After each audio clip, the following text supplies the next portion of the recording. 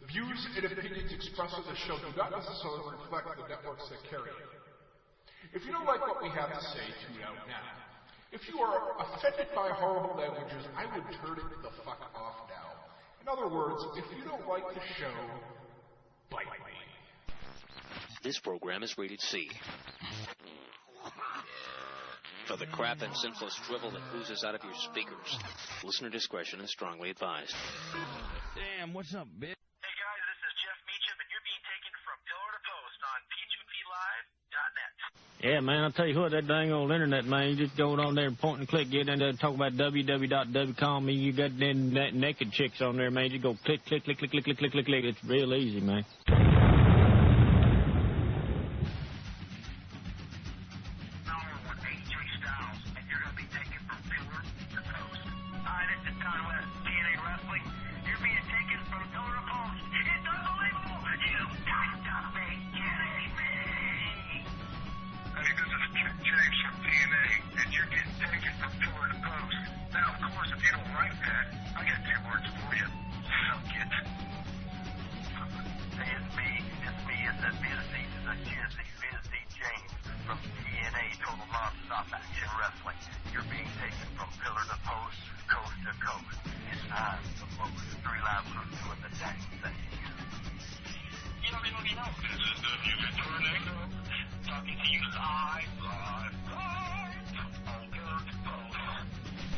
You're listening to Joe and Rick comes from pillar to post on p2plive.net. These guys are freaking insane! And now, hosts, the Antichrist of the Internet, Joseph White, and that fat white guy from RadioWrestling.net, Rick Hendrickson.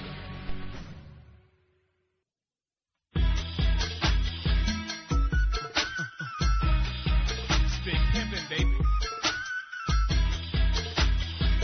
Big pimpin', spinach. Feel me?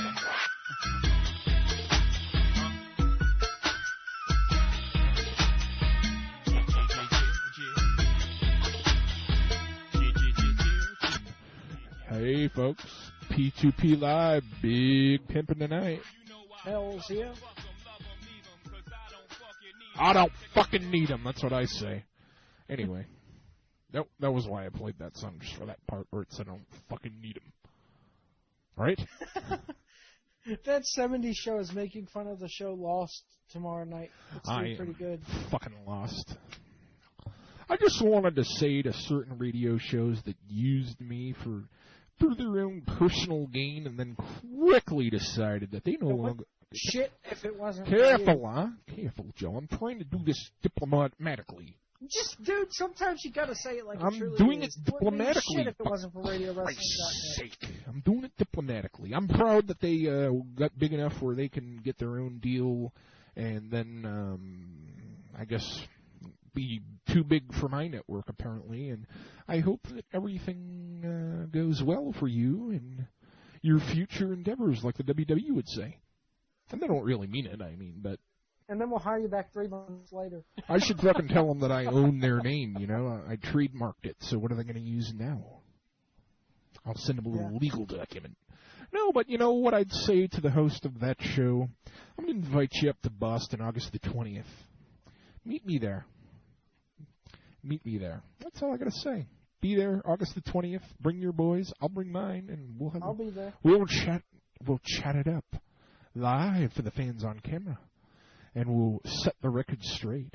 But there is no beef between that show and our show, but I want to thank them for thanking me, for putting me over, seeing as how I put them over for 6 months, for putting me over, once or twice in the past 3 weeks now that they're big time, yeah,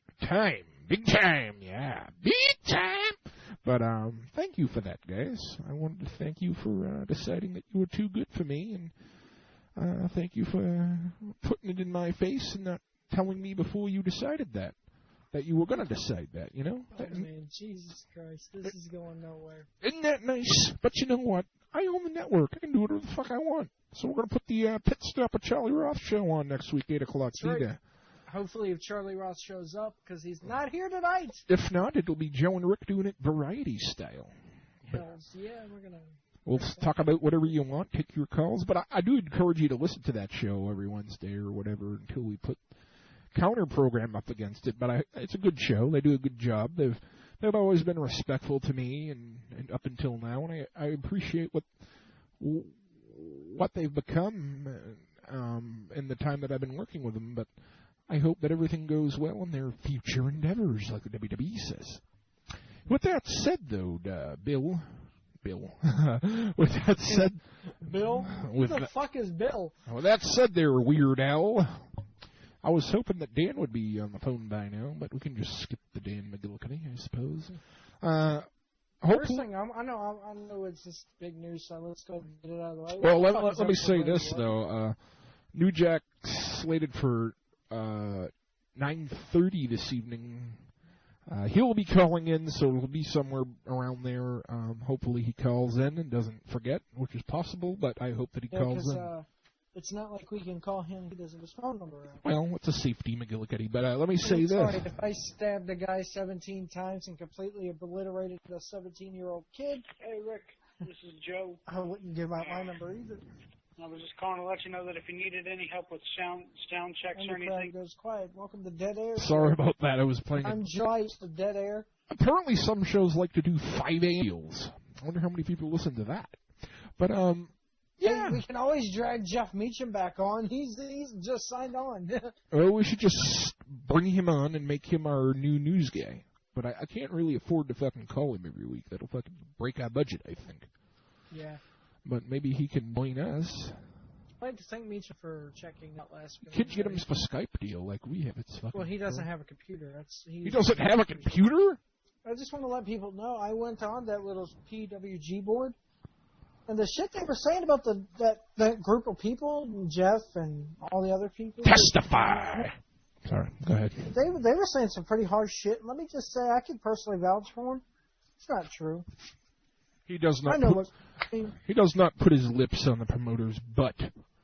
No. Like you may. Joe likes to do that with Dave Hebner, but Dave Hebner hadn't called me back or wrote me back yet.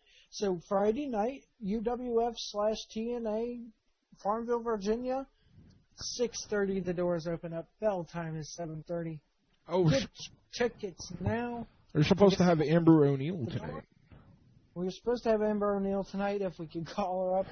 If she isn't too busy taking her underpants off for money or something, I hope she's not listening. But I hope that she's not. She can answer the phone this evening. Let's just put it this way: if New Jack doesn't call us by 9:45, Amber's on till 10:15. Okay? Well, Amber's not coming on till 10, so. Well, we had slated what's his face for. 10:15. Sheldon Goldberg for 10:15. How much do you think we could ask the chick, Joe? 15 minutes is plenty. How big are your... No, you can't ask that. I suppose we could ask that, but... We could, if we wanted to get hung up on. That would be the end of our women guests, I suppose. You know, big loss. I was thinking that we might try and get Colt Cabana and Bryan Danielson for a little short appearance next week. Not a full interview by any means. But we want to have them talk about their big match in Philly. I think it's on the 22nd. It was the 100th ROH show. So I'm going to put a call into the lovely ROH office, and hopefully they'll give me a call back. Also, I have another phone number that was sent to me today, which may allow us to get even messages you guys might like. I'm not going to put that over yet because I haven't talked to the guy yet. But and then during the summer, I'll be doing episodes of TNA here. Well, I don't know if I'll be talking on them, but I'm sure producing them, and I'm officially on their payroll now. So, also, Joe paid me this week, folks. So we might be able to keep. That's right. I've actually paid him. We'll survive another month now. So we might be able to keep the website up for 2 more weeks or so. Also, next week, just to remind everybody, as I switch my microphone. Talking on the microphone, buttfucker. Can you hear me? Talking into the microphone, the folks. I am talking into the microphone. But next week, coming up, joining us, he is the president of the Pro Wrestling Hall of Fame. I don't know the guy's last name, but his first name is Tony. He'll be on with us next week. Tony will be here. Whoever that is, Tony will be here. So when you write the recap, B-Mac. Tony will be here. And, Tony the janitor will be joining us next week. Tony the janitor. No, he's the president of the Pro Wrestling Hall of Fame out of Amsterdam, New York. I'm the president of my house. Did you say Amsterdam? Amsterdam. Are hookers legal there? They're having an induction ceremony in May. Am I invited? Are we being flown in? No, we're not being. Then we're not putting it over. I told you this already. Dude, New Jack is doing like shit. We don't request people to, hey, New Jack, are you going to fly us into your next show? Fly us in to interview you we're live? We're not having you on. Yeah. Fuck you. Fly me in, bitch. That's what I say. That's what I say to anybody. The crowd goes quiet. All right. Yeah. More big pimping for your ass. Anyway, this Randy Orton shit. Fire his ass. What did he do? Randy Orton for a second. Did we Randy decipher what he did? Well, I mean, as it stands right now, it's going to be 2 months. But WWE's planning on keeping him out for longer. Forever, bitch. For 3 years he'll be home. Yeah, for 3 years, which means... He'll be buried forever. That'll be the end of his wrestling. 2009, we won't... If TNA's still around... You'll be able to see Randy Orton and his geezery ass shitting in Gail Kim's bag. And the crowd goes quiet. I think that, Randy Orton, what they'll do is after 2 months, they'll be like, look, you got your act together, come back to work. Because I was figuring it. The night his suspension is up is, let me go ahead and get it up here. I had it earlier. 1-888-270-2093, the number to call. I think it's June 9th is the 60th day. Fucking wonderful. So they're going to bring him out for fucking ECW, and they're going to let all the ECWs take a shit on his face. Yes. Actually, wait, excuse me. It's July. Hold on, let me do some counting here. Oh, Jesus. But anyway, it's on a Friday. As the house burns down. It's on a Friday, which might lead to want them on SmackDown that Friday. Oh, yeah, they want. That's why. They suspend him for 6 days and decide he's going on People have forgotten, but there's been no mention of it, and I don't think there's going to be a mention of it until McMahon Michaels is done with their stupid shit. Are we even going to have a draft lottery this year? We don't need one. It's sucky enough as it is. Why don't they just get rid of the whole fucking McGrill chair? I've been saying that since 2002, but it's not going to happen. Ooh, we just catapulted somebody. That's cool. I like that. I mean, the roster split should have never happened in the first place. Yeah. I wanted to prank call that new show that's up against us, by the way. Yeah, our competition moved to Mondays, and then they tried the host of it, prank calls. And then let's give them a story, though. I mean, we don't want to just say he fucking pranked us, because we pranked him many times first, and then he pranked you. Yeah, but he doesn't know it's us. How did he know it was us? He knows it was Joe White. And then Joe White went and spouted off his mouth saying, have fun on Monday night, and then, boom, another Wednesday night show pops up. Yeah, it's fucking hemorrhoid. Yeah, that's what the hosts of it are like, except for Deathblade. Deathblade's actually pretty cool. Deathblade's a pussy. I'm sorry, Don't listen to the Deathblade pussy show. But he got his co-host to be our competition.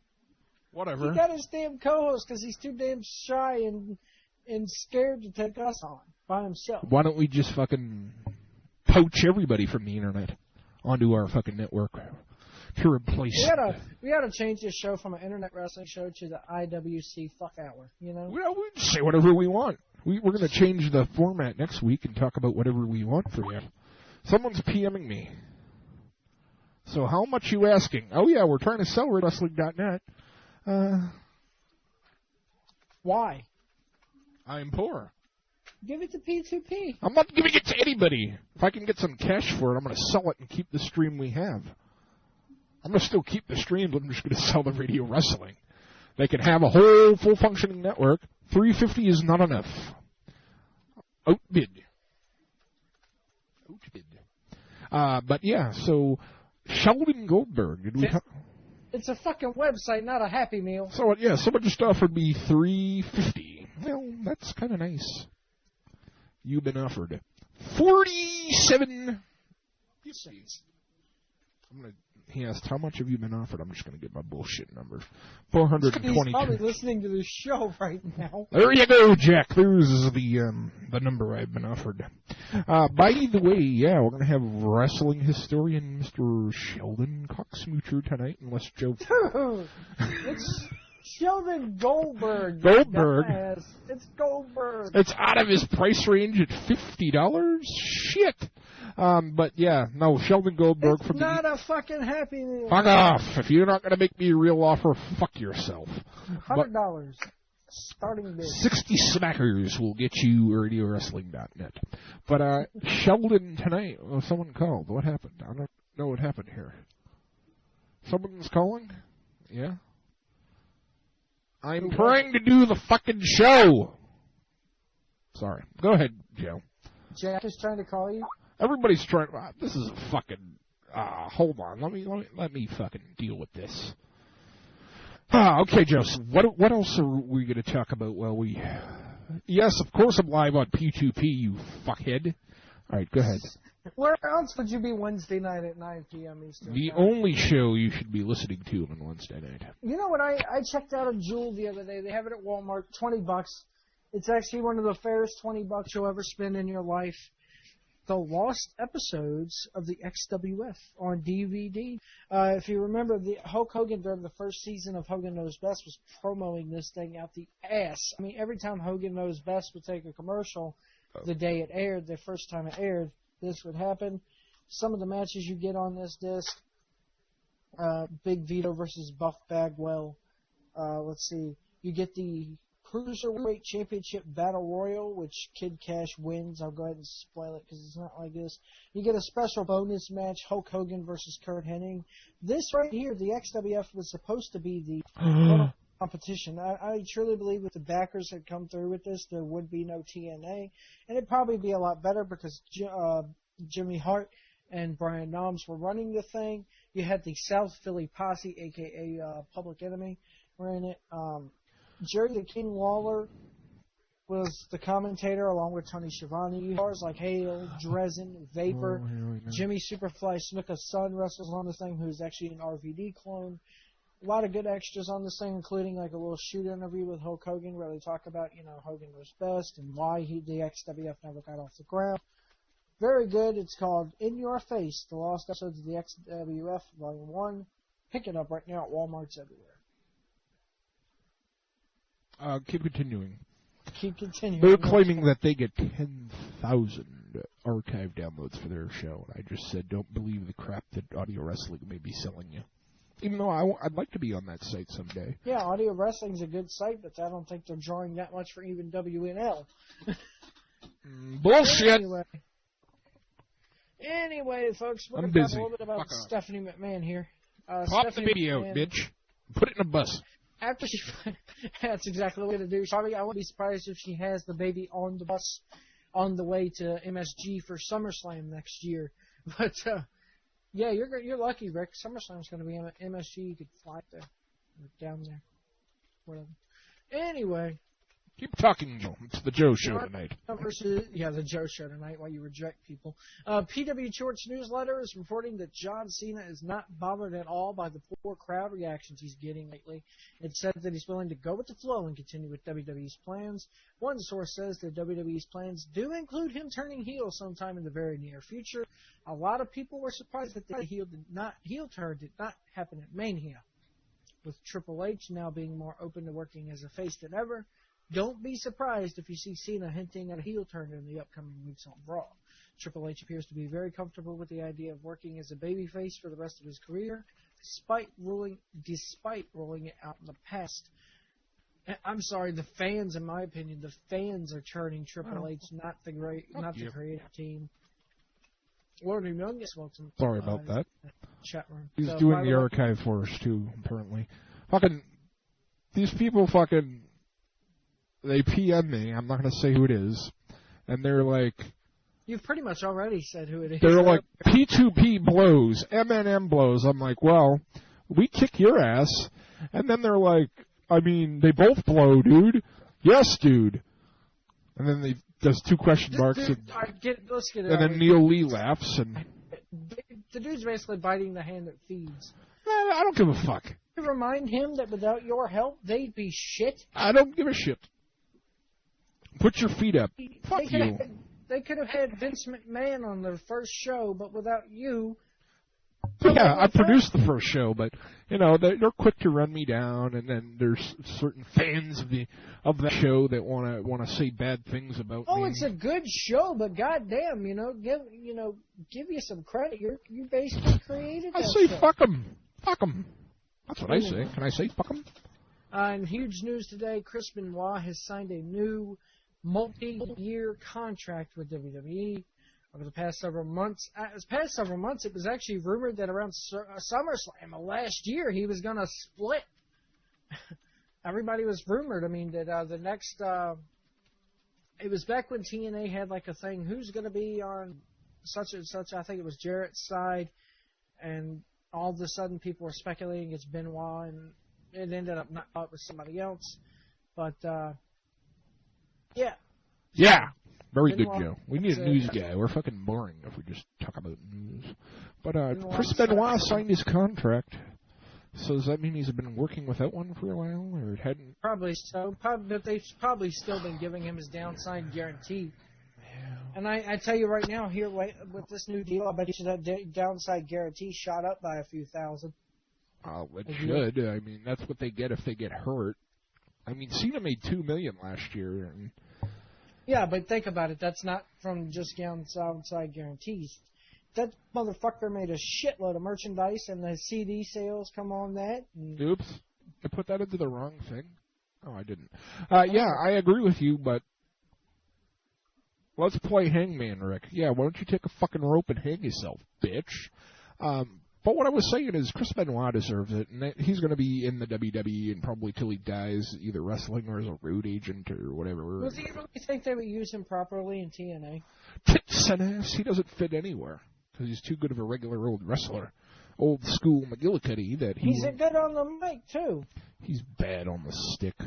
Oh, bullshit. He plays with your stick. He's going to kick your ass promo. Ain't thinking they What about our good buddy Colt Cabana yet again this week having dark matches? Chris Guy. Who did he get destroyed by on Raw? Was he on, was it Raw that he got destroyed by somebody? On Velocity. He's going to be on Velocity. He got destroyed by fucking Chris Masters on Raw this week. Yeah. In fucking 2 seconds.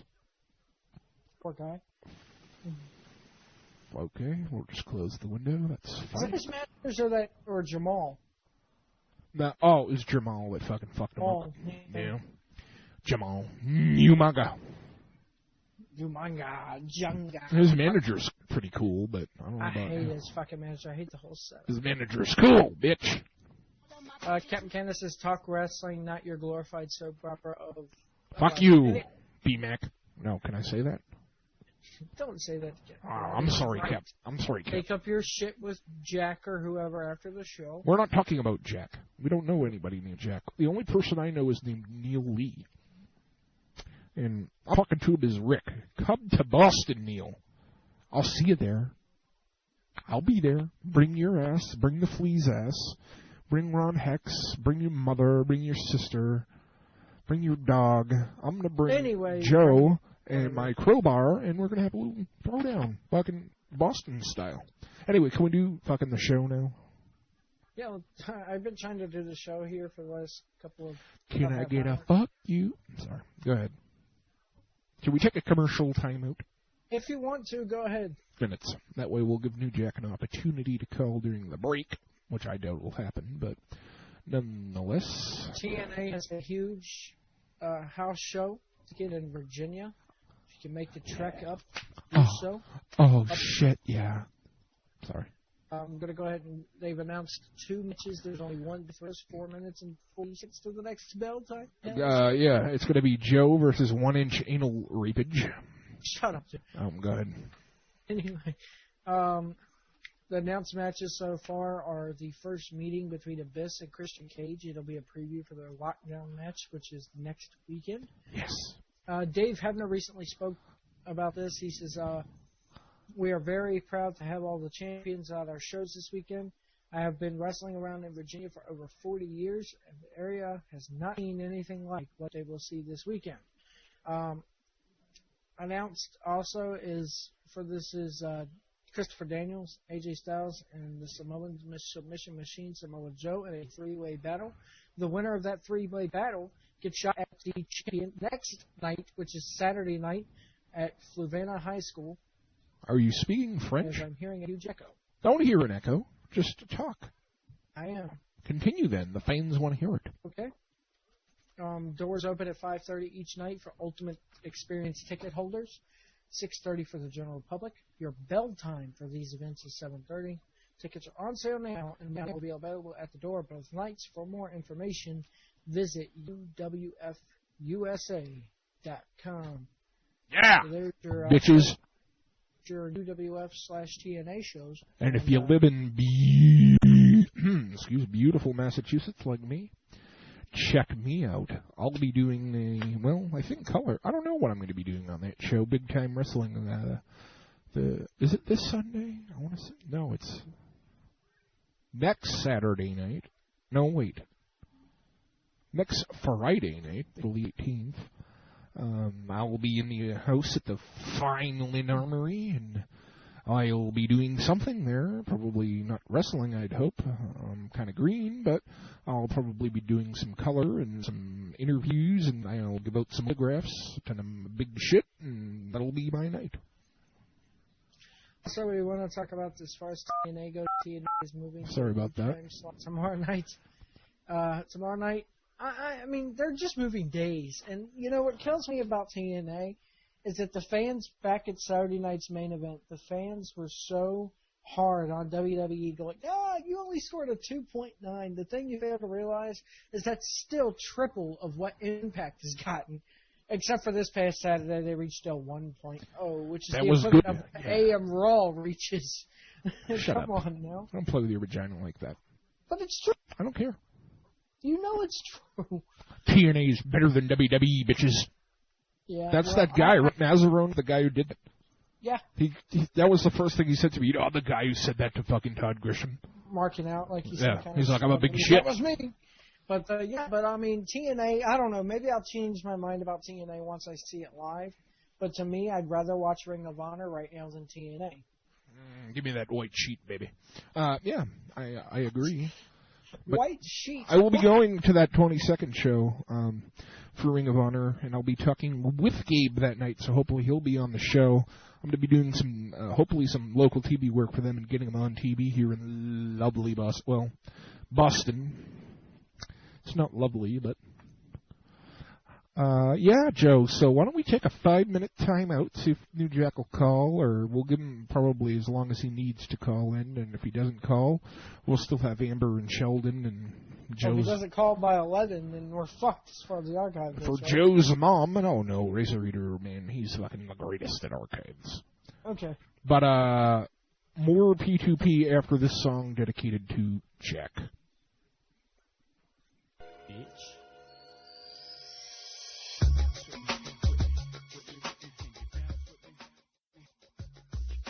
Bitch, welcome back to the show. I guess we're done bucking pissing on people for now. Hopefully New Jack will call in, but I wouldn't hold my breath on that, folks. He's probably getting drunk. He's a busy man. He's a cool guy. I've worked with him, and he said that he's cool. He just stabbed people. Find out if he was going to be on. I don't trust him with a plastic knife. I wanted to ask him if he was going to be on that second ECW show, but from what he said last time, I don't think he will be. He said I was too. He said like as a guest. He's like fucking. It's too fun hardcore to go, and the motherfuckers were afraid of me. What? Guest. We can't hear you, Joe. Can you say that again? He wants to know if you want to have him on as a guest. Come on, man! Fucking yeah! Ring-a-ding-ding! 978-621-0500 1-888-270-2093. Make Doc call the 9781 though. Momentarily, someone will be calling in, and I'm sure it'll be someone from the shithole show that likes to fucking hump and dump. Hump and dump. You want to hear a really, really, really hardcore joke? Not really. I'd like to talk about wrestling if we could. Has to do.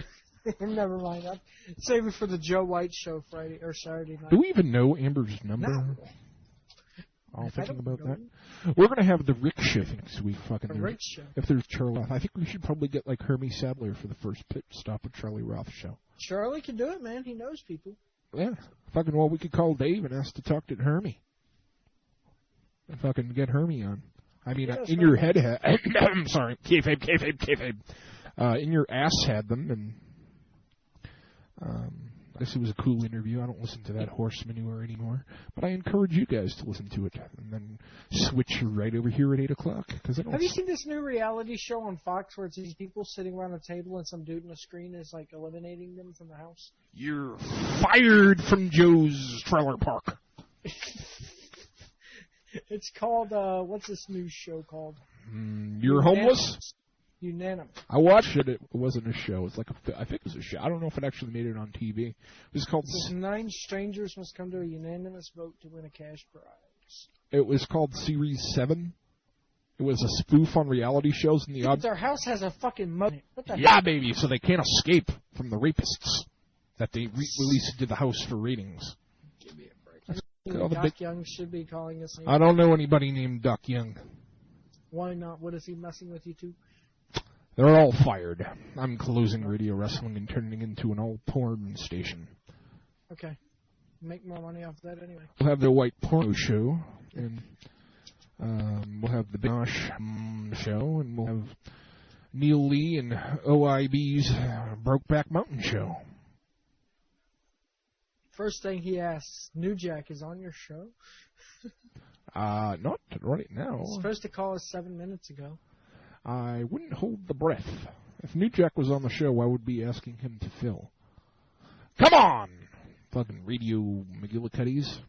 Robot Toe. Rojo's Firedo. Come on, toast. Let's call Dan. Let's see if he'll answer. I just randomly call people. This is fucking great. Somebody's getting called. Who are you calling? Shh. I'm muting my mic. Hey, this is Dan, one of the hosts of Markout Radio. Can't answer your call right now. Oh. Leave your number. We'll try to get back to you as soon as possible. Thanks. Bye. Record your message at the tone. When you are finished recording, press pound. To cancel, press star. Yeah, Dan, this is Rick from the P2P show. We're just calling to inform you that you're fired. Have a great night. Bye. What is with you tonight? What? Goddamn. I had to fire someone. Seeing as how tonight. Is everybody fired themselves? I mean, I had to fire someone, didn't I? Now he's telling Dan, you're not really fired. No, I'm asking somebody if they want to be on right now. Put anybody on. We're going to talk about... Let's talk about Trish Stratus dressing up as Mickey James. Ain't that hot? Yeah, it was. Rather hot. Just like her and everything, man. But, dude, why? Some guy named has joined the chat room. Some guy named, I can't believe I'm listening to this show. No. And you know what? Listen to the other shows and play with your vagina. Lord Humunga says if Captain Canada's doing the archives now, I'm going to shut this bitch down. No, shit, no. Don't let him do that. Oh, no. No. How about we call Internet Boob? Internet Dave? But let me just say this. What do you think of that Mickey James deal? I think it's kind of hot. I think it's kind of cool. I just don't think that it can only go so far between these two before it's going to get old and stale, just like the X Division in TNA right now. Anytime chicks smooch, yeah, baby. Oh yeah, I mean, it gets your hardcore demographic, but as far as like the wrestling audience goes, it's Tell me what you think of this. Actually, this is an old clip, but. You've any idea, Shawn Michaels, what you've done? I was on my way at WrestleMania of ripping you apart limb from limb until you had some unexpected help. You had help from McMahon. You nor anyone Someone's else calling. in the world can beat you. Can't. Welcome to P2P. This is Rick. What do you have to say? Hey. Doc, how are you? Doc, what's up, man? WrestlingWeekly.com, baby. You're fired. I am tired. I said you were. I've been firing people tonight, but nonetheless. Rick is in his firing mode, man. Well, I'm kind of miffed because New Jack couldn't make it and other things have happened. But how is the Wrestling Weekly program? Wrestling Weekly is going pretty good. Do they talk about wrestling on your show? What's that? They talk about wrestling on your show? They actually do, yeah. We talk about what's going on during the week. We've got, some guys from PW Torch, weekly, Figure 4 weekly newsletter. Brian Alvarez? Brian Alvarez comes on the show. He's going to be on the show tomorrow to do Hot Topic with us. Beautiful. Tomorrow's guests are Ole Anderson and Canyon. Canyon. Canyon. Oh, the I want to know if he's a start fag. early. Faggot, Brokeback That's Mountain. the first question you guys are going to ask him, isn't it? Ask him if he's gay. Ask him if he's visited Brokeback Mountain. We already know he's gay. Let me ask you this, Doc. I know. Let me ask you this, though, to change the subject slightly. What do you think of this Vince McMahon booking a match with Shawn Michaels' partner being God? I think Vince McMahon's lost his damn mind. That's what I think. I'm telling you right now, like Meacham said, it's probably going to be JBL. The wrestling God. You know what the whole thing is? The whole thing is, every once in a while he wants to come up with something that's going to really piss people off, just to get some publicity out of it. And this time, he's just annoying. This is basically sacrilegious, ain't it? Or you know what they're going to do? They alluded to this Monday night with the whole thing in the church with the thunder rumbling. One of them will get struck by lightning, fake lightning. The crowd won't be able to see it because when you're there live, you don't see the lightning. And also on TV, it's going to look like the McMahons get struck down by lightning and Michaels will make the pin. I guarantee you that's what's going to happen. Well, I don't know. I don't care if Backlash was a block from here. I wouldn't go because the whole building is going to get hit by lightning and burn down. That'll be great. Let me play another clip that hopefully you guys will be able to hear. This is the next topic we want to cover. Okay, Rick. Well, I've assembled you all here together to let you know this. I'm going to bring back a WWE tradition, the King of the Ring tournament. And I want you to know this. All of you are in it. What are our thoughts on this bringing back the King of the Ring? King of the Ring seems cool. I mean, I like King of the Ring. I liked it when it was, double-binded, but I don't know, it might be a good thing to have a big tournament like that just for SmackDown. Now, is that? Go ahead. SmackDown needs some push there, So is that leading to a pay-per-view, or is that leading to a big pay-per-view style SmackDown? This should be a SmackDown pay-per-view. Doesn't seem like it will be. I'm telling you right now, it's going to... Unless they have one in June after One Night Stand, but... Yeah, it is. It's Judgment Day. Yeah, so why isn't it called King of the Ring? I mean, what, are they just going to have the King of the Ring at Judgment Day, or...? Actually, wait, no, May. Judgment Day is in May. They may just have the finals on a pay-per-view. Wow, that's lame-o. That's one of the ways they peaked out. Yeah. What's the King of the Ring finals. Joe, don't cut off the guests. What's wrong with you? What's the next double-branded pay-per-view? SummerSlam. I'll be there. Joe will be there. Live. I don't think they're going to stretch it out that long. I don't know. Maybe it will be on Just TV. Maybe Doc will come up. Not a big SmackDown fan right now. I don't watch it. We don't even get it here because of baseball season, so. Mm-hmm. That's where their ratings are going to go into the toilet during baseball season because Boston, New York, Chicago all have baseball on UPN affiliates right now. Right. So, anyway. Well, let me ask you that. I can't remember. After Judgment Day in May, One Night Stand is going to occur in June. Yes. Now, what is the pay-per-view after June, and what brand is it for? After June is July, and it's the Great American Bash, and it's for SmackDown. There you go. Well, that's kind of between Judgment Day and there, you have a whole about 2 months. That's just useless pay-per-view. It's going to be. It's not going to be on pay-per-view. It'll be on a pay-per-view like SmackDown. Certainly not worth $30, Joe. I don't know. I haven't done my research on this one, guys. You caught me off guard on this one. Do your research. What is Les going to say, or did you fire him? They want to join us. I do let anything happen. Les will fire me and take over the show. I'm not even going to answer you guys, so don't fucking call me. Yeah. And Doc. Somebody else is calling that I don't want to talk to right now. So just block, Rick. They're calling. They're like, we want to talk about you calling our show a piece of... Maybe it's that guy you just fired before I called. Oh, it's not Mark Out. By the way, Mark Out just IM'd me, and he's like, I'm banging my head on the desk. I forgot, and the phone's dead. So they're just going to keep calling to piss me off, but Norn Red nonetheless. in the chat room says King of the Ring would be quite gay since it's not a one-night pay-per-view. I agree, and the other thing that's lacking from this is that it's not double-branded. But then again, does Raw really need a King of the Ring right now? Raw does not need to have any of its superstar King of the Ring. Yeah. Who would you put in there? It's super Raw right now to me is picture perfect, and granted, I wouldn't go that far. No, I mean, I'd not be perfect.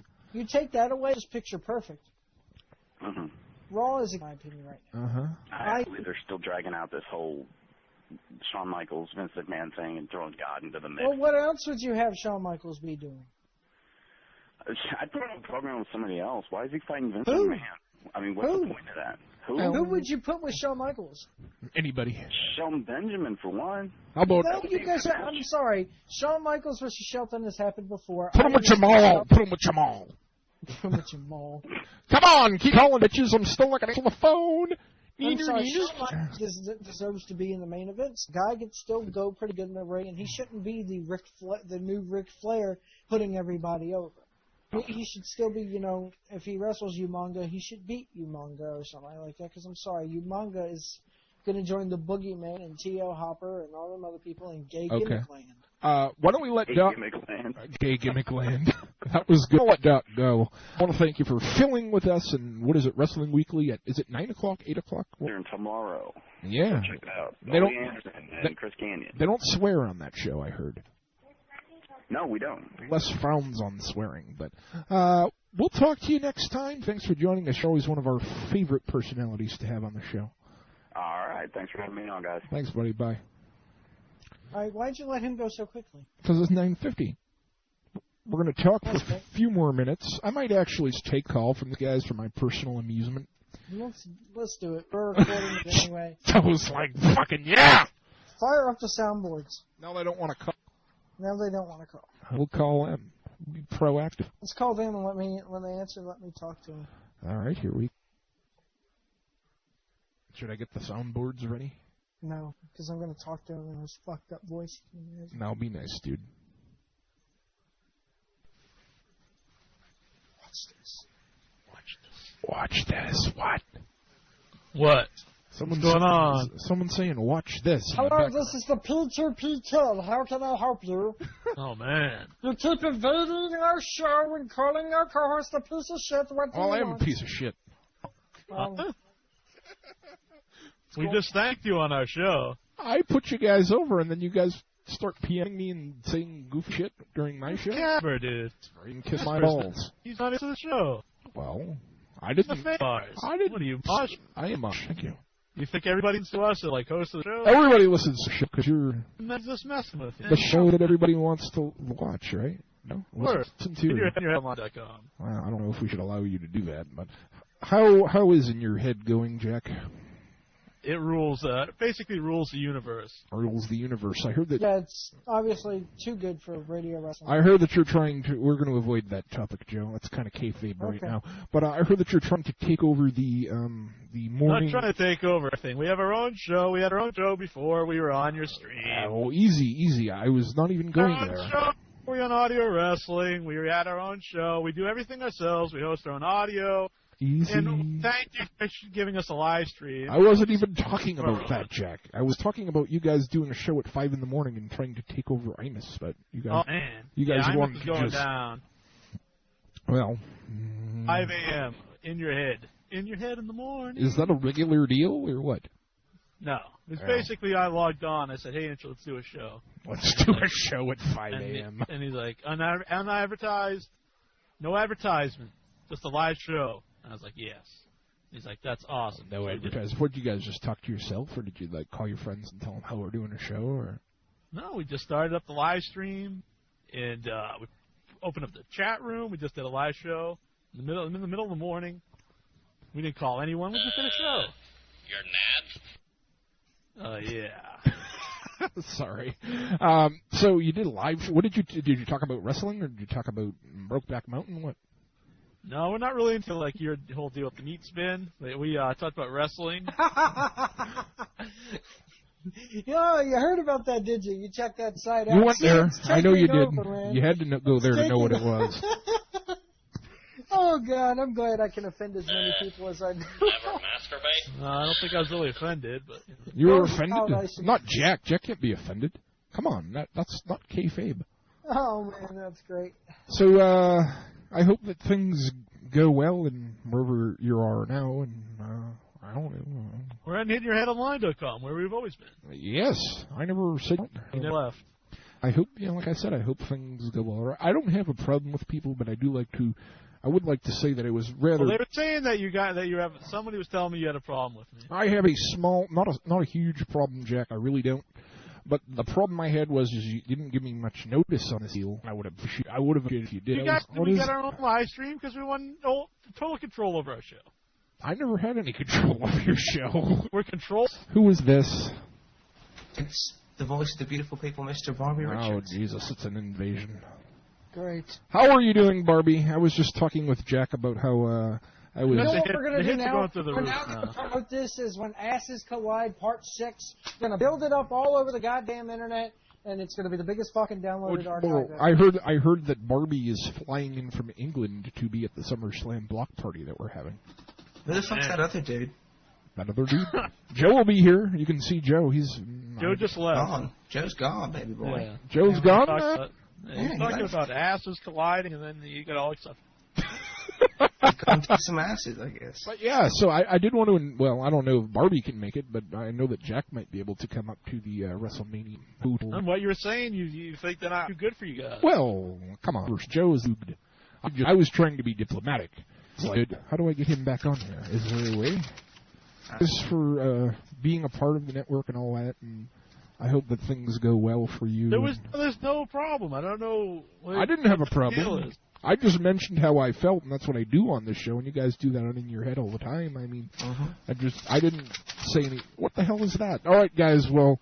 we do have guests tonight, unfortunately. Thanks again for being on the network for the time. Look, we thanked you on the show for giving the live stream. There's no problem. Don't make it a problem. I didn't make it a problem. I'll send my goons, and they'll break your thumbs. Oh, mine's already broken because, well. He did not, dumbass. All right, well, I'll let you guys go.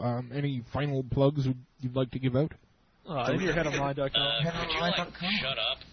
Could you, shut up? I'll catch you guys later. Thanks. Don't call me back. I'll call you. Joe? Yeah. I hung up on both of them. We'll be right back after this short time. Well, hey, baby. I'm going to play that when Amber comes. I was being so diplomatic, even though I didn't mean to fucking with it. But, well, vagina. Let me find the music that will somehow dial up Amber's ass. I'll let Joe talk to her because he's a cool guy, and I don't like to talk to girls. I'm a fucking Brokeback Mountain. But we'll be right back after this short time out. Yeah, we're back! And this is not the shithole show, but this is the P2P show. Welcome back. Welcome to Pit Stop. And, oh, my God. Oh, shit. Sorry about that. So, talking to Amber didn't answer the phone tonight. This has been a clusterfuckery. But I'm hoping Sheldon will be awake. He's kind of a cool guy. You want to see decent wrestling, NECW.TV. You can watch their show every week right there. And do that, well, not live, but it's taped and it's on there. And so, I don't know. What else do we have to waste some time? You can give us a call on 978-631-0500. If you're in Canada, 1-888-270-2093 should get you through to the show if you want to talk about whatever you want. Porn. Well, we can talk about porn too, I suppose. But next week we're going to have that guy from the Hall of Fame, and I think I'm going to put together a Hall of Famer for us next week, Joe. We're going to give Bobby Heenan a call for next week.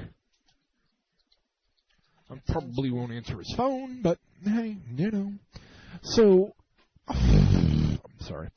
What was I going to say? I don't see the huge deal.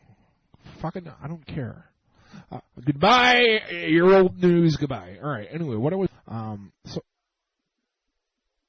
goodbye, guys.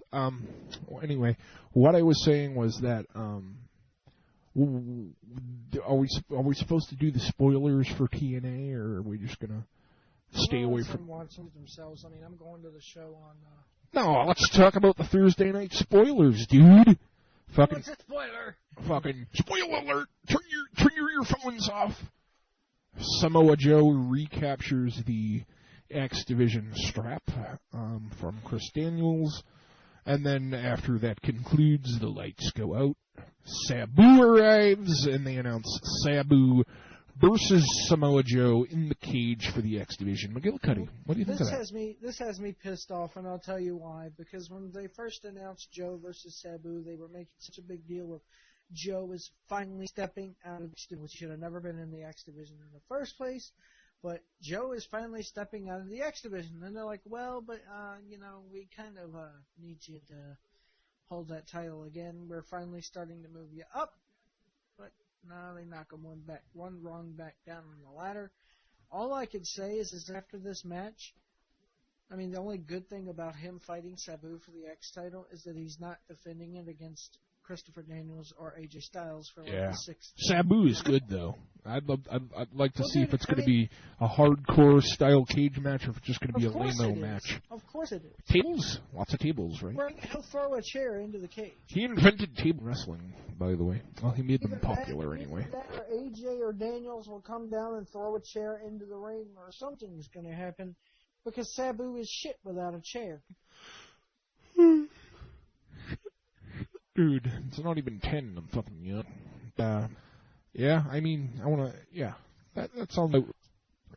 Let's talk about the ECW One Night Stand. We're talking about Sabizzle. And how I was a victim of it.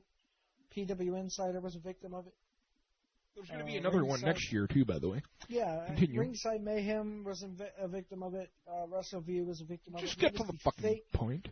The fake ECW One Night Stand poster that's been floating. That was pretty good, wasn't it, though? Yeah, it was. I liked it. I have it as my wallpaper, but... You do? Yeah. It's cool. With the ECW McGillicuddy, I guess they're going to have Tommy Dreamer, Terry Funk, Mick Foley, Sandman. Hopefully they'll get both Eliminators and Perry Saturn. Well, it says the Eliminators will be there, so I guess that means Perry Saturn's going to be all right to do a match. That's on the fake poster, though, dude. Oh shit, McGillicuddy. Well, PW Insider reported that. It has to be true. Yeah, right, Dave? Insider reported the poster was fake. Correction, we were all fucking duped, even me. Dave's a good guy there. What's the poster? If you look at the poster, it looks so real. Whoever did that must have spent at least a day straight. It was probably Adam Martin doing that, putting it out. You see the little AM tag in the bottom right-hand corner.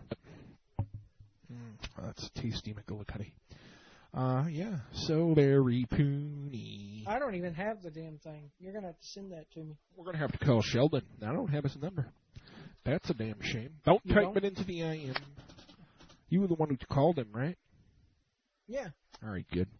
So watch, we'll call him, he won't answer, and then we'll just have pitched up with me. But what I was saying is that's going to be a lame-ass CCW McGillicuddy because none of the good guys will be there, like the Dudley boys. I suppose that they'll have Axel and Ian, and well, I don't know if Ian will be on it, but I'm sure that they'll have Axel and Balls again. Do you want me to fucking send you his face? I don't need his number. We're not calling him. We don't do guests on this show anymore. Sure we do. But like I was saying, Balls and Axel will probably be there. I'm sure they'll roll out the BWO and the FBI and. Now the thing is this: Super Crazy and BWO and TG. They can't roll. Go ahead. Tajiri and go ahead though. They can't roll out the BWO, and here's why. The BWO is going to be there. I already said that, doofus. But go ahead. The thing is, Blue Meanie just had surgery, and he's still probably going to be recovering. Blue Peony? The Blue Peony? What did he do? Have a fucking stomach stapling surgery, or what? I don't know what he had, but let me see if I can't find it here. Did he have vagina removal surgery? What? And the crowd goes quiet. I wanted to thank the sponsors of the P2P show. The ones that don't run us down into the ground. Fuck you, Joe. www.easyshells.com. official Shoutcast sponsor of the show, giving us a great deal on the Shoutcast, so head over there. They have all kinds of stuff, game servers, shells, IRC servers, web hosting, the whole shabizzle. They have dedicated servers and whatnot. So head on over there, and that's Sheldon's number, and check out easyshells.com. Now we also have a web hosting provider who's joined the program this week. Their website is called cheapest-host.com, and they have great web hosting packages over there, and that's run by my own personal friend, Mr. Omar. Omar. That's his name. He's not a shoe salesman. But Omar, the hat maker and the tent maker, and he's got a nice little hosting deal over there, very reputable guy, and what? I'm watching the news, and somebody put, it's a convenience store, right? Somebody opens the door and just chucks a Molotov cocktail right in the middle of the damn store. Wonderful. Runs off. Someone blew up my high school the other day that I used to go to. Fucking blew the fucker down, and now he's going on federal charges somewhere. I don't know where, what. But he's one of these smart honors student guys. The guys who used to get picked on. Yeah, and basically he decided it would be a cool idea to blow the place up, and he blew off like a quarter of the building, I guess. Nobody got hurt, but fucking he blew the place up. It was nice. Anytime you blow something up. Let me ask you a question. Why do you see so many indie shows holding their shows in schools? Is it cheaper to pay the county than a regular building? You don't have to pay for high schools, I don't think. You just say, oh, well. Yeah, you do. You have to pay the county. Well, not around here. Churches hold shit in schools down here all the time. In Chesterfield County, where I live in, if you're like church or somebody, even if it's a non-profit organization, wants to hold an event like on a Sunday or something, you have to pay the school like $1,000. Not $1,000 up here. Most of the buildings up here go from like $150 to $350, and then the schools you can usually get for cheap. You'll be like, yeah, we'll give you money towards your like sports program or something. And up here, a lot of groups do like a bucket ticket or something for the school. Well, see, the BWF show, which I didn't even mention the BWF show. Lexi Fife, I met Lexi Fife. She wanted me to say hello to everybody listening tonight, actually. And Tracy Smothers is your new BWF. Oh, super fucking duper. How come we haven't talked to that guy yet? Huh? How come we haven't talked to him? I'm sure he's going to be on the ECW I can show. talk to him, dude. He is going to be on the ECW show because I asked him, I says, are you going to be on it? And he says, well, if they contact me, sure. Yeah, but they already contacted the Sandman and reportedly gave him a $7,500 contract for one night, which also forbids him from working the weekend prior and the weekend after the one-night stand show. Yeah, for fear that the hardcore homecoming is going to happen, which unless Borash gets a wild hair up his ass and decides to pull it off himself, it's not going to happen. Shano is in Volcano. Maybe he'll be on Betty Ford roasting his nuts off. Roasting his nuts. No, I hope he gets better. He's a cool guy, and I hope that this is getting better now that we're just concentrating on show. But yeah, fucking that guy is cool. What are we going to ask the Sheldon guy? Do you want a few minutes to do your research or something? No, man, I got a whole lot of stuff. We can, dude, he's a wrestling historian, therefore we could talk to him about current WWE storylines as well. Is it possible for me to set you up with Sheldon and go to bed? If you want to. I think the jet lag's catching up Let with me jump on the fucking stream. It's only 6 in the afternoon. No, we're good. I'll just leave the stream on all night, and the folks can listen to Joe White talk. Well, go ahead, leave the stream on or whatever. I cannot do it. But I want to say that... Well, let me do it. I'll dial the motherfucker up on myself. Motherfucker. Quiet. I'm trying to talk here. Please. It's only fucking 6. I'm not going to bed at 6, even though I am dead fucking tired. It's 7 at Cali. You're My 3 fucking hours computer is still fucking off then. And why aren't we having Wade Needham on tonight if you're in Cali? Wade Needham, I was going to go over to his house, but I saw a bunch of Puerto Ricans out front, so I decided to not show up for that event. I like Puerto Ricans, by the way. A friend of mine from my old high school says that you sound like Dr. Evil. I think you sound more Somebody told me that I sound like Rush Limbaugh, but I don't know about that. I think you sound like John Candy. And John Candy all mixed into one, McGillicuddy. I got this $7 mouse today. It's pretty cheap. Right. Well, let's spend $7 and take a commercial break. I cannot spend $7. I want to talk about my mouse now that I'm talking. It doesn't even have like one of them wheels in the middle deal. It doesn't have one of those. Just like you have no balls. It's got a ball in it. It's white, and it has 2 buttons. That's all that's there. It was $6.92 at Walton's Mart. Walton's? So I suppose if I can afford to pay the ASCAP, can play some music.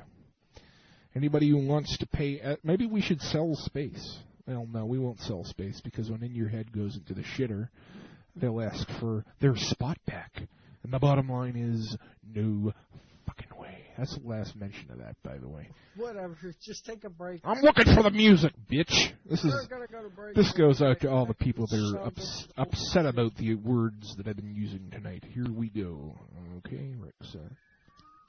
Just newsurgemedia.com. Okay, for the URL. And then put the port is 898009. Okay, and then the password is Easy Shoutcast, and then you go select encoder number 2. Okay? Okay, hold on. Quickly, Joseph, the fans are getting restless. Okay? All right, www.newsurgemedia. It's not going to connect because I'm broadcasting on it. I want you to set it up, and I will let go and set it to an auto connect. I will get off, and you will connect. Easy, SHELLZ? Yeah. No. Easy Shoutcast is the password. Okay, put that in. Quickly go over to the... 8000. 8009. 8009. Okay. No, 8009, Joe. Okay? And then select encoder number 2. Okay. And then click on the encoder tab at the top. And then click on encoder number 2. And then just make sure it's the MP3 encoder, and then just put it at 96 kbps, 44.1 stereo. Is the selection for that, and should be all set. And then set it for auto connect on your output. Okay? And now I'm connected to both. Joe, pay a fucking attention. Are you doing it? Yeah, man. Just hold on a fucking. We're back, folks. Joe doesn't know what he's doing, so we're back. 962, right? Yeah, we're changing the servers over. We're still here. Number 1 should be 24. Number 2 should be 96. We're going to have Sheldon Goldberg momentarily. Okay, we're good. We're good? All right. We'll be right back after this very short timeout. And can you hear me okay? I can hear you fine. Welcome back to the P5 program. As promised, we have... helps me turn the music off, monkey. We have Sheldon Goldberg from the NECW, and I'm drawing a blank on that documentary that you did, Sheldon. What was the name of that one that you did for A&E? It's The Unreal Story of Professional Wrestling. Okay. There you go. Welcome to the Sheldon. Thank you for joining us this evening. Thanks for having me. Why don't you ask the first question, Joe, while I figure out how to turn this up? Okay. I hope you guys are hearing me okay. Oh, they can hear you fine, Joe. Okay. My first question is, who contacted you to do the Untrue Story of Professional Wrestling documentary, and why did you choose to do it? Well, I was contacted by one of the producers, and what it was is they were looking for people that had some insight into the history of the business to do, as they described it, a 2-hour history of professional wrestling on television. And I had a conversation with them, and I was a little bit skeptical because I really didn't want to be involved in something that was not going to be respectful to the business. And when I actually spoke to the producers, they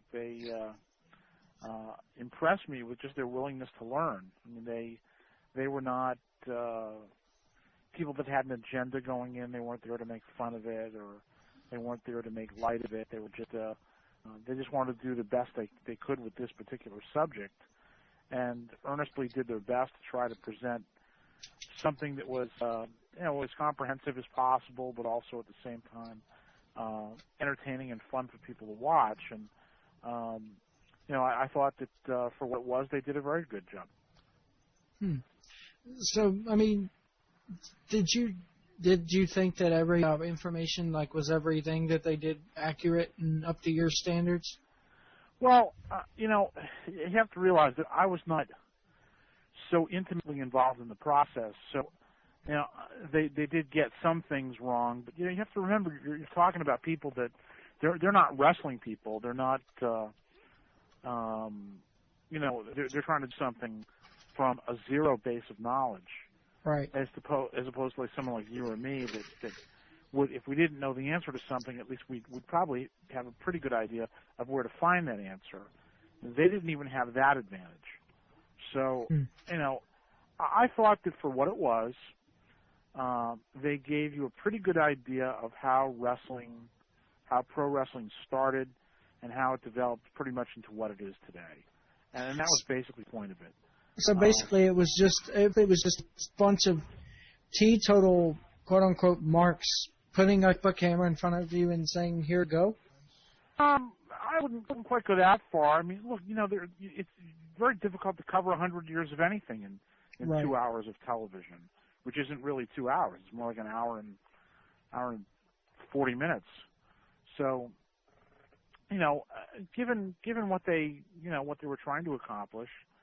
I thought they did a decent job. You have to remember something, too. It was the first time that anything like that had ever been done on television. And it was something that, you knew going in it wasn't going to be the definitive history of professional wrestling. And I don't even think they intended it. They intended for it to be the definitive history of wrestling. Right. I just think that they wanted it to say, hey, this thing has a history, and here's some of it, and, and to be honest, if you really look at what that has spawned. I mean, that special spawned lots of wrestling documentaries. That special spawned probably a lot of interest in pro wrestling in general that wasn't there before. When that first aired, it was the highest-rated program in the history of the A&E network. And it's still the largest-selling home video they've ever put out. So, I mean, this was something that the idea that the history of wrestling on TV would be something that would be viable, nobody ever did it before. So they proved it was viable, and they proved that there was an interest among fans for history and nostalgia. And, there's a lot of money being made right now on history and nostalgia. So, just while I'm thinking about it, I just want to talk a little bit about the New England Championship Wrestling promotion that you run. Sure. Can you just tell the folks how you guys started, where you got the name from, and what was your inspiration to do some wrestling? Well, I used to work with a guy named Tony Rumble. He was a good guy, by the way. In 1999. That was one of the first wrestling guys I got to meet, but when I got into the business. All right. Tony was. Is Jason still around? He's still doing stuff here and there, but not really as active as he was a while ago, and he really wasn't all that active even then. So yeah, go ahead. Spurt was going pretty good, but anyway, to get back to answer your question, I was very close with Tony Rumble. We worked together very closely on NWA New England. He passed away in November of '99, and at first I really wasn't interested in becoming a wrestling promoter, but what had happened was a number of guys had come to me and said, hey, you really ought to do this. The remnants of NWA New England, after Tony passed away, was taken over by his wife, and she entrusted people to run the company that really shouldn't have run the company. Not Jason. He came along to run things a little bit later, but and I just, it was going down the tubes pretty fast, so I really didn't want to be involved. I didn't want to disgrace my friend's name, so I decided to just, do other things, and I had plenty of other things going on at the time to do, so what had happened was people had come to me and said, hey, listen, you really take a look at this because you're one of the few people with the skill set to be able to pull something like this off. And I gave it a lot of thought, and I decided to go ahead and do it because if I didn't, I would myself for not trying. And I would rather have tried, failed, than not have tried and wondered whether I could have pulled it off. So here we are 5.5 years later, and we're still going. So one of the questions that we had, they asked guys you have on your roster currently and what guys you've had before that people might know. Oh, goodness. We've had, having been in business for 5.5 years, we've had a lot of people come and go over the years. The current NECW heavyweight champion is Hurricane John Walters. He's been on this show before. He's a good guy. Right. NECW is merging with PWF Northeast, or PWF Mayhem, actually. I don't know if you knew this or not. I heard rumblings about it. We actually talked with Slickwack Brown a few weeks ago, did something along those lines, but I actually have never seen a PWF show, but it seems like it would be a good thing for this market. I don't know what your plans are anyway, but... Well, we announced at the beginning of March that we were merging, and what is happening is that for right now, the championships of each respective group remain separate, and they will be unified in August at the 6th anniversary of Noon Championship Wrestling. This was really more of a business move than anything else. My opinion is that, forgive me if I'm jumping around here, but my opinion is that there's altogether too many independent companies right now, especially in the New England area, and there was going to need to be some consolidation. And we just felt, after discussing it, that we could accomplish more as a unified operation than we could running separately. And we've got a pretty heavy schedule that we're going to be running. Let's talk about while we're on that topic, you got the show Friday night, April 21st at Quincy National Guard. Quincy, Massachusetts National Guard Armory. That's right. And then the next night, April 22nd, Framingham Civic League. That's right. That's right. And on Saturday, April 29th, we will be debuting in Salisbury, Mass. at the Poison Girls Club, and that is going to be a taping for our internet television show. Cool. Why don't you talk a little bit about the TV show? Sure. Back in November of 2004, we launched the first weekly original internet-based television program, internet-based television wrestling program, I should say. And it was a big success right from the start.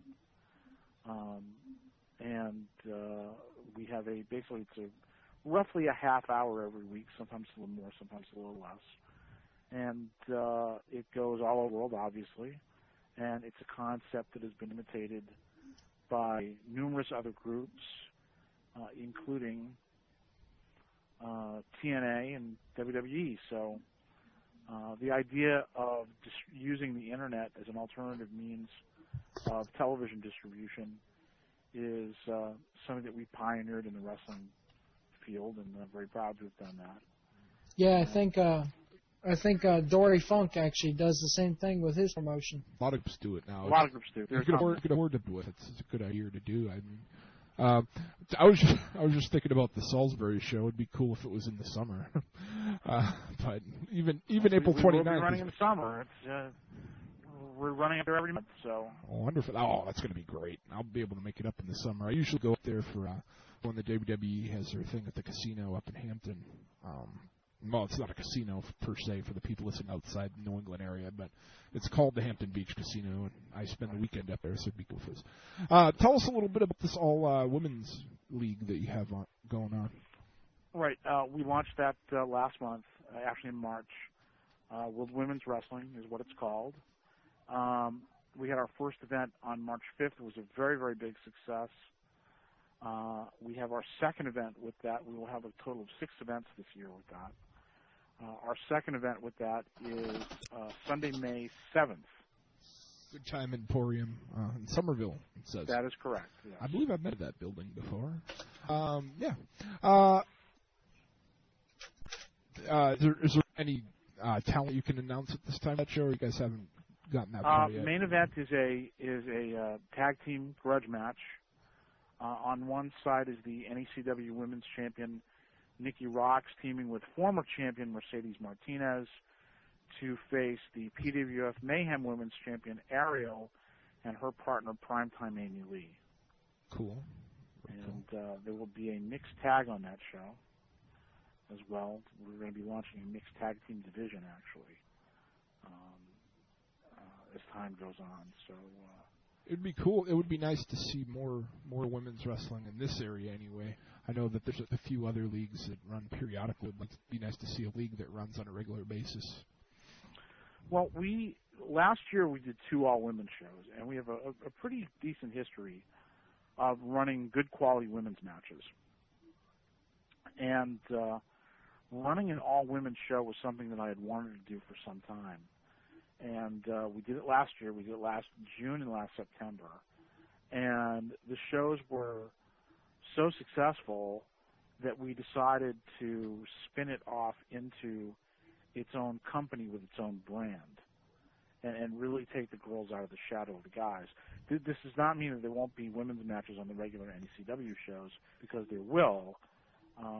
But we felt that in launching a women's product, that it should have its own brand name and its own identity, and so far that has proven to be a very successful strategy for us. We've gotten a ton of local publicity on it, and fan response has been excellent. We are going to be announcing a deal shortly to have our DVDs distributed nationally in stores throughout the country. Cool.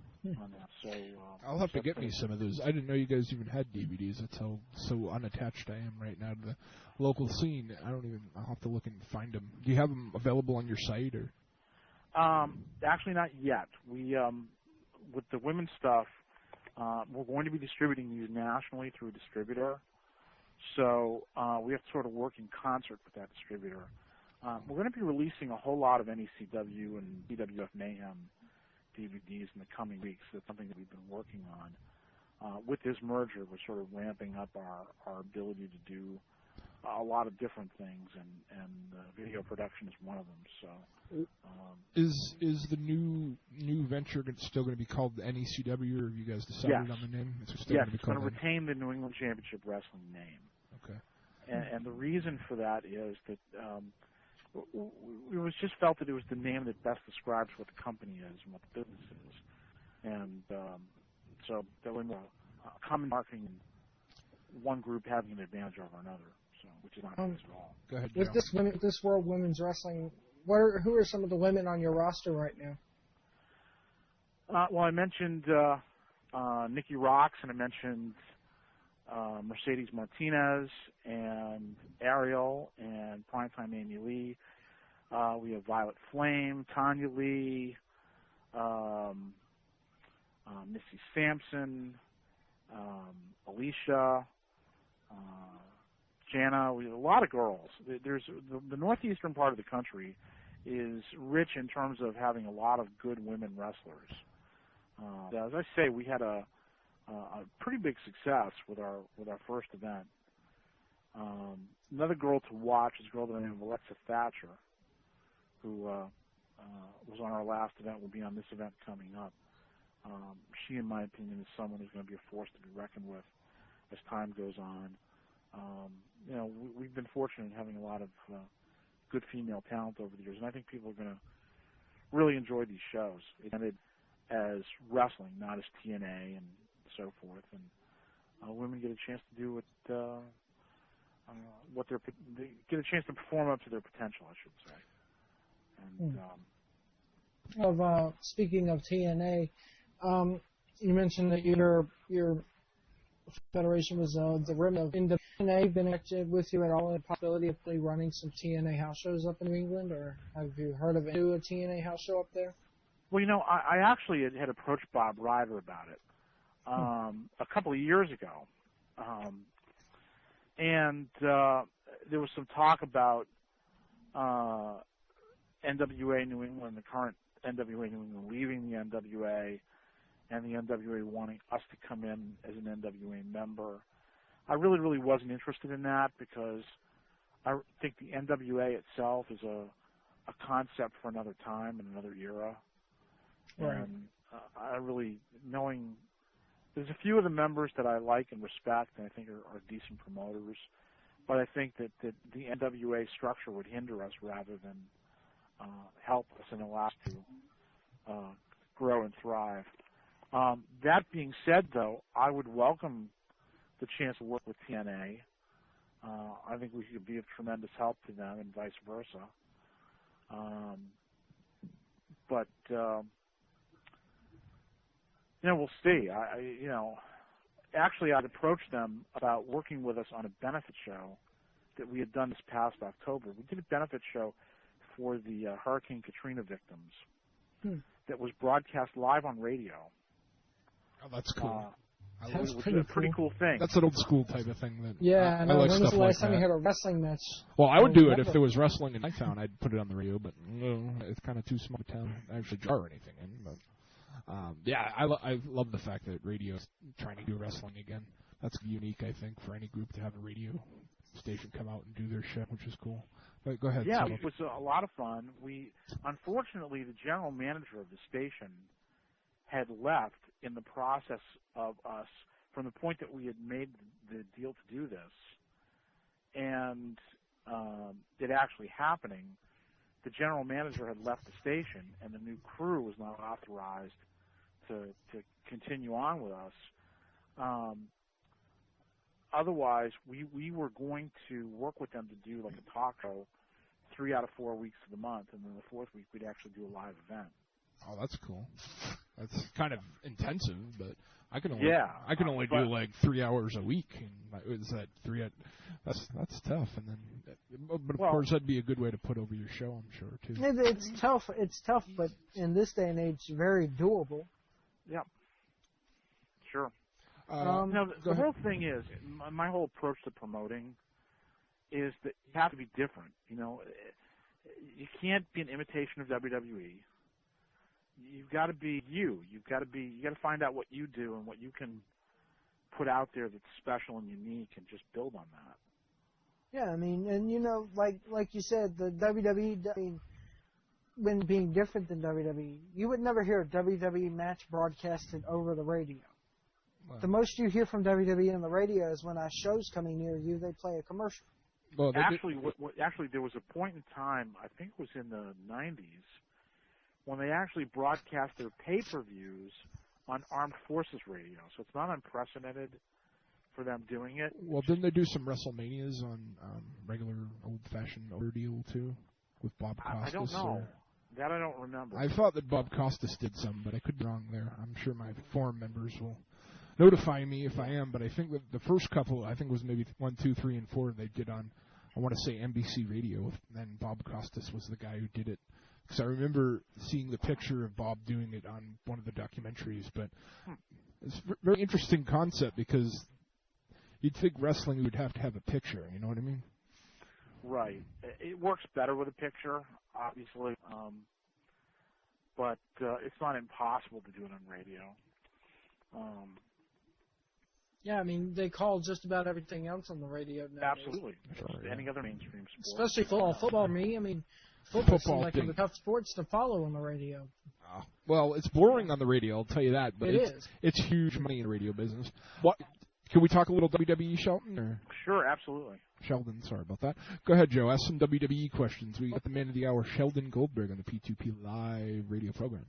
Well, what we wanted is I want to first of all ask you, I mean, obviously being a wrestling historian, you still have to follow WWE. And you don't have to. I know it can be kind of, man. WWE can be a tough thing to follow nowadays with what Vince McMahon's got. I actually don't follow it a whole heck of a lot. I really, I watch it every once in a while and get really discouraged, and then. Did you hear? Well, let me ask you this. Can I ask one question, Joe? Well, yeah, that's a good question. What does discourage you about watching WWE? It's probably the same thing as most people, but. I'm sure they've just completely lost their way.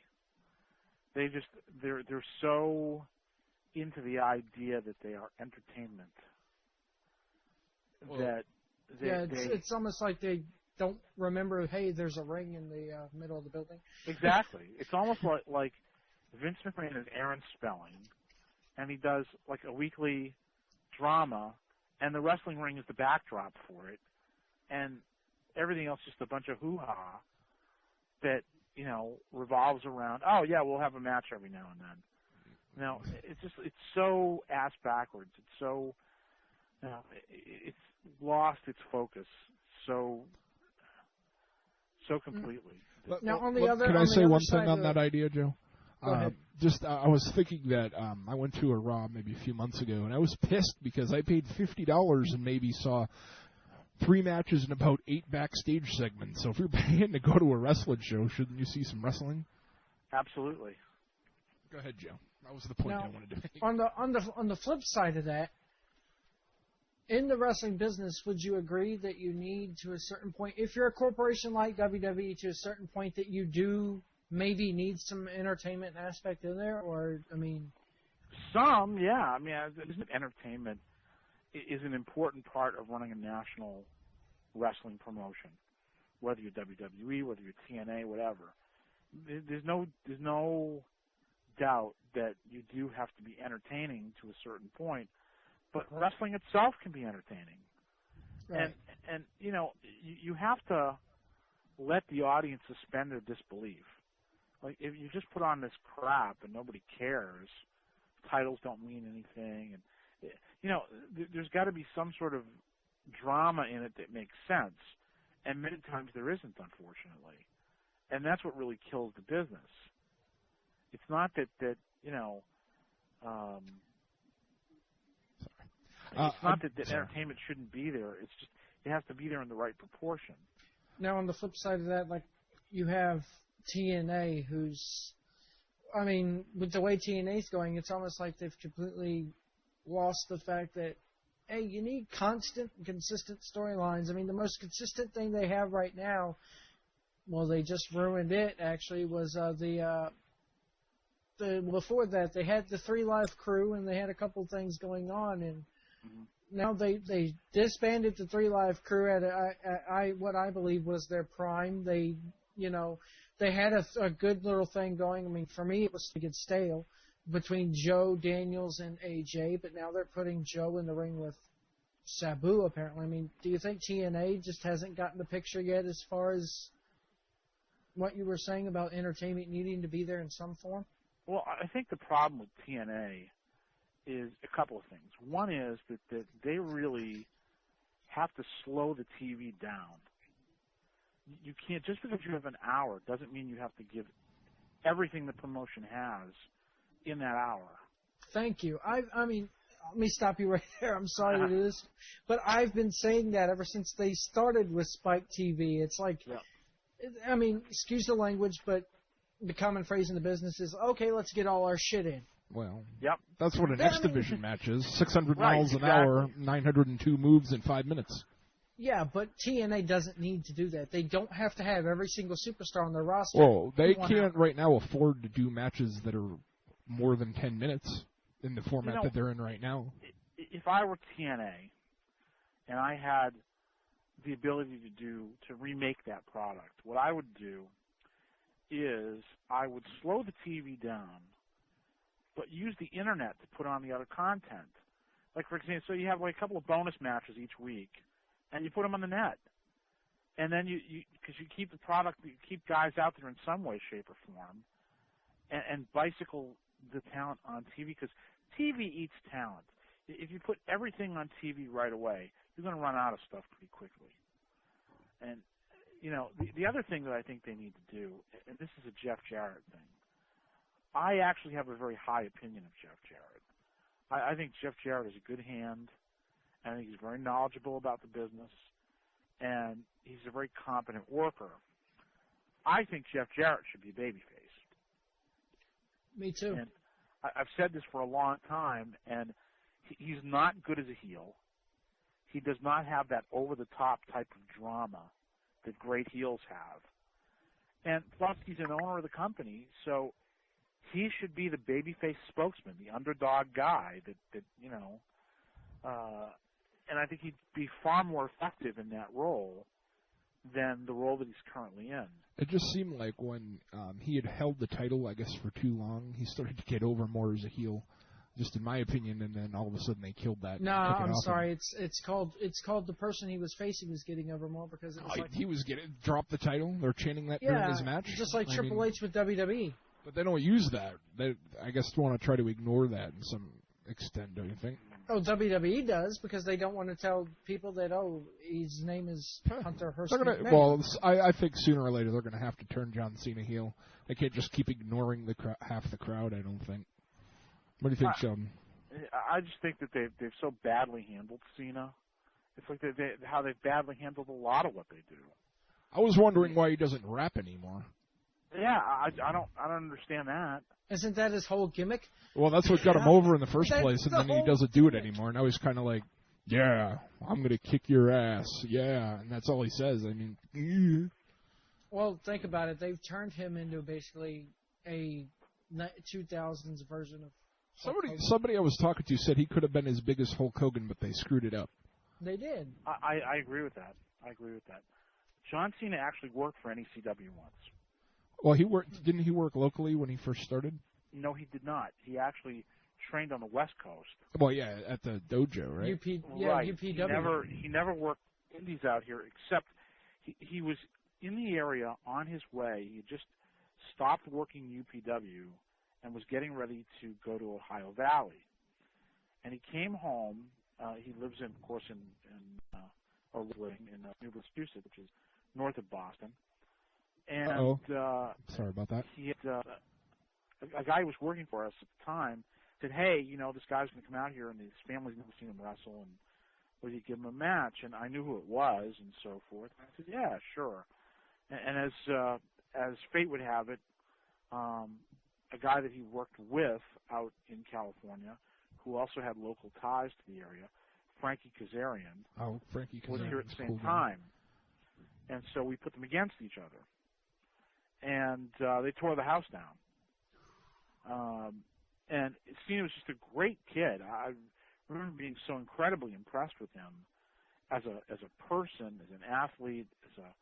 He was just a perfect gentleman, great attitude. One of those guys that when he walked through the curtain, you knew that he was going to be a star, without any question of a doubt. So he's one of those guys who can happily say that he really deserved what the push that he's getting. I just think it's sad that the whole thing isn't being handled terribly well. But now let me ask you this: Cena's as far as like the gimmick goes, that's one thing. Yep. But what Cena gets a lot of heat for, in fact, one of the wrestling websites even poked fun at it, is the fact that his wrestling ability is just not there. I think that his ability is good, Joe, but I think the shit that they make him do is not. Yeah, like they said the other day on a certain website, he ends every match now with the same 6 moves. Well, it's the Rock syndrome, I think. Yeah. So it's almost like everybody in that company that was around before 1984, they gave a pill to that totally erased their knowledge of wrestling. Really, if you think about it, I mean, they've got some guys there who are phenomenal hands, who know this business so well, and yet, and Vince himself, I mean, Vince McMahon is an extremely knowledgeable guy about wrestling. He really is. I mean, his father was a brilliant promoter, but his great break came when he started announcing the TV, and he learned there what gets over and what doesn't get over. I still think one of the greatest wrestling announcers of all time is Vince McMahon. I always liked an announcer. I always liked it because it was his show that he was putting over, and he knew what he wanted to put over. Exactly. And he wasn't telling somebody what to say because he knew. Yeah, what he didn't have say. anybody in his earpiece. So they should just make him the announcer and bag Joey Styles, even though Styles isn't doing all that bad of a job. What do you think of Joey? Yeah. I mean, he's talent on the shows anyway. And may as well put him back in the booth.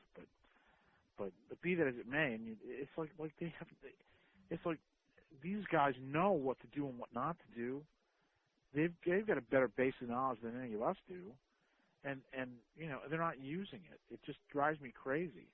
That's one of the things that frustrates me about watching that product is like it's like a waste. Well, I think what it is with Cena, going back to Cena, they hear the crowd booing him. Vince hears the crowd booing him. Then again, John Cena right now, you got to figure, John Cena is your number one moneymaker in that company as far as merchandise goes. Yeah. So they're gonna milk him for every dime he's worth. Well, is it? Oh, without a doubt. Is it considered considerably harder to sell heel merchandise, or? Yes. That's a real huge, like like Triple H or whatever. Yeah, because I think that he would be a pretty cool heel if he were doing the same type of stuff that he does now, and then he would be doing heel raps against the baby faces. I think that would work great, but they'll never do something like that. That's a WWE. I wanted to ask. I just was thinking of it while you were talking before. Did you have any dealings with ECW while they were doing local stuff? Yes, I did. As a matter of fact, I actually was involved in bringing the Michinoku guys. Oh, cool. To them. Oh, cool. And yes, in fact, if you get the book Hardcore History that's out now by Scott Williams, the whole story pretty much is told in that book. I was doing some other business with someone from Michinoku, and he had come here, and I brought them to an ECW show, and Paul Heyman invited them to be part of the first pay-per-view, and they accepted and put me in the middle of doing all the dealings and so forth. So it was pretty interesting. But yes, so I did have a pretty intimate look at the dealings of ECW, specifically around the time that they were building to their first pay-per-view. Now, go ahead, Joe. You said you worked with ECW. What was it? I mean, what, if anything, did you take from ECW and put into the style of like the way you book shows now? I mean, is there anything that Paul did particularly that that's a good idea, I'll keep doing that in my shows, or anything like that? I was just very impressed with how he put a show together, period. That how he could take and minimize people's flaws and make people buy into things that in the norm you wouldn't take a second look at. He would get so much out of guys that were limited, or he would be able to take someone that on the surface people didn't want to have anything to do with. And I'm talking about guys like Bubba Ray Dudley and Devon and Taz. I mean, these are guys who were like on the outs with everybody. Nobody wanted to book those guys. Sandman. No. Sandman is another one, absolutely. And he just made magic with those folks. I was able to say, as late Eddie Gilbert, God rest his soul, used to say he could make chicken salad out of chicken, you know what. I just wanted to get your thoughts on the reunion shows that they've been doing. Well, first of the WWE shows, the reunion shows, and then I don't know if they're going to do any more hardcore homecoming ones. But what are your thoughts on things like that? I think the hardcore homecoming ones are done, but I enjoyed the show, and I think that it's hard to capture lightning in a bottle. ECW was lightning in a bottle. It was something that so changed the business and so changed people's perceptions of pro wrestling that I don't think there's any way that you could ever get that type of thing happening ever again. Hope I'm wrong, but it was just something so unique for its time. And if you break it down, it was really, I mean, he took a little bit of this from here and a little bit of that from there, and it was a little bit of FMW and a little bit of Memphis and a little bit of old Georgia and whatnot, but it all worked. Yeah. I was just thinking that one of the things that stood out from last year's show is the Sandman entrance. Of course, that's not on the DVD, but the Sandman entrance live where everybody was singing, I thought was pretty cool. I'll probably remember that for a while. Oh, yeah. But do you think that last year I thought was fairly close to what ECW would be, of course, with the WWE touch to it. Do you think they're going to be able to pull anything off, considering the guys that aren't going to be able to be there this year? Well, I hope so. I think what really makes it that ECW has fans. Yeah. So it doesn't really matter who's there. Like, I mean, I know that they're going to have. It matters to a point. I mean, you got to have, there's guys you got to have. You got to have Heyman involved. You got to have Dreamer involved. You got to have Taz involved. You got to have, there's some top guys that do have to be involved. Just the guys that I remember fondly from ECW were Sabu and 3D or Dudley Boys, whatever they're called now. And, they won't be involved. Sabu's a possibility. Well, doesn't he have a TNA deal, or is he just doing per appearance probably? I don't know. I hope he has a TNA deal. He sure deserves one, but I don't know if he's actually on that or not. Yeah, he sure does. There's a guy. The thing is, I think does Sabu want an exclusive deal with TNA? Because I'm sure he's looking for stability after the terrible injury that he suffered last year or the year before? I believe it was last year. Yeah, and that was pretty terrible, and so I hope that he does that, because he's the type of guy who deserves a deal. And I don't think that WWE would ever take a look at the guy, but I certainly deserves any opportunities that he can get. I actually worked with him a few times locally. Pretty cool guy. What was I going to say? So with the guys that they're sort of booking for this year, Foley, Funk, Sandman, Benoit, Malenko, is it going to? Do you think it's going to be anywhere close to being as good as last year, or even close to an ECW show? Well, I think it'll be a good show. I have no doubt that it will be a good show. The question is how good, and how many times can they keep pulling this out of their hat? And another follow-up is, do they actually? Yeah. Do they actually? See, I really thought they should have brought ECW back. I think it would have been a good brand. I mean, they can probably get bigger ratings than SmackDown gets. Yeah, I mean, why not? I mean, it would solve so many problems for them. Of course, they don't have the Saturday night TV to put it on yet anymore either. So. Yeah, but they could go back to doing what ECW did. They could clear it in a number of markets.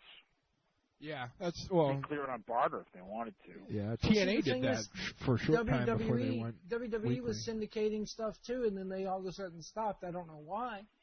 But they had their bottom line and afterburn shows. Well, those shows were they got the highlight deal with shows USA, anyway, weren't they? I think what it was is that they were spending more money to do those and syndicate them. They were bartered in most markets, and they bought time in other markets where they didn't have an exposure, and it was just easier for them to take them off and distribute some of their programming on the internet than it was to syndicate those in those markets. There you go. Then I guess that's why we didn't see ECW doing that. They did it. I mean, didn't they? They were on locally here, Sheldon. Well, if you're in Massachusetts, they were on the Spanish channel. What I'm saying is that that was back then. WWE now clearly sees it as, okay, instead of doing recap shows, they would have to set up a ring. They don't have to set up a ring. They do a friggin' show 3 times a week. I mean, slap an ECW logo up, put the guys in the ring, and there you go. Yeah, you're going to have them come out of a big-ass Raw set? That's not ECW. I would tear the set down. Certain changes you would have to make. They would have to do it faithfully Yeah. They'd have to run smaller venues with it and do its own thing. Yeah. And again, they'd be spending more money than what they think it's worth. Yeah, but they fund things like Deep South and Ohio Valley. They don't own them. They fund them. Yeah, they're the ones that are paying for the cameras and the stuff like that. They're not, sure. I mean, they could do that very easily. They could do that as with a lot less expense.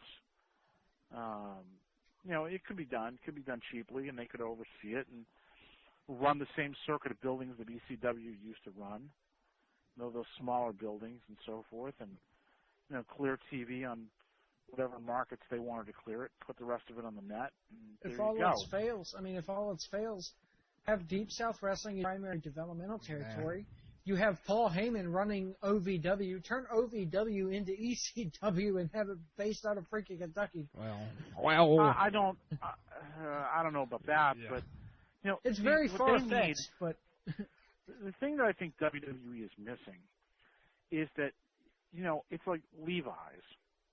Levi's doesn't just make jeans. They make all different kinds of pants, and they make all different kinds of things that go with jeans. So it's like WWE have to only have one kind of wrestling. Why can't they have ECW as a sub-brand? Why can't they have Memphis Wrestling as a sub-brand or whatever? You know what I'm saying? Like, why does it have to be, look, if they're going to control everything, then at least introduce some variety there. It's like buying Baskin-Robbins and saying, let's forget the other 30 flavors. We're just going to put out vanilla.